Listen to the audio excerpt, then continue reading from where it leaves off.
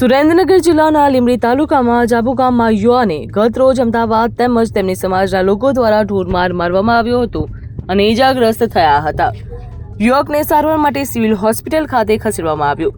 ઈજાગ્રસ્ત પાસેથી મળતી માહિતી મુજબ વાત કરવામાં આવે તો હુસેનભાઈ મુસેભાઈ જેઓ લીંબડી તાલુકાના જાબુ ગામના છે અને લગ્ન પ્રસંગે અમદાવાદ જિલ્લામાં આવેલા નહેરુનગરની સામે વડદરિયા ડેરા પાસે રહેતા હતા.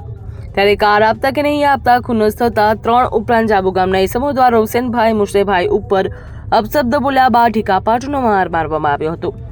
જેને લઈને તેઓ ઇજાગ્રસ્ત થતા પરિવારજનોને સારવાર અર્થે તેમને લીંબડી સિવિલ હોસ્પિટલ ખાતે ખસેડ્યા હતા. ત્યારે હાલ પરિવારજનો સાથે વાતચીત કરવામાં આવી તેમજ પરિવારજન દ્વારા અને ઇજાગ્રસ્ત દ્વારા ન્યાય મળે તેવી માંગણી કરવામાં આવી. ત્યારે આ હુમલો કરનાર લીંબડી તાલુકાના જાબુ ગામના જ રહેવાસીઓ હોવાનું જાણવા મળ્યું. બ્યુરો રિપોર્ટ, ખબર ગુજરાત લાઈવ.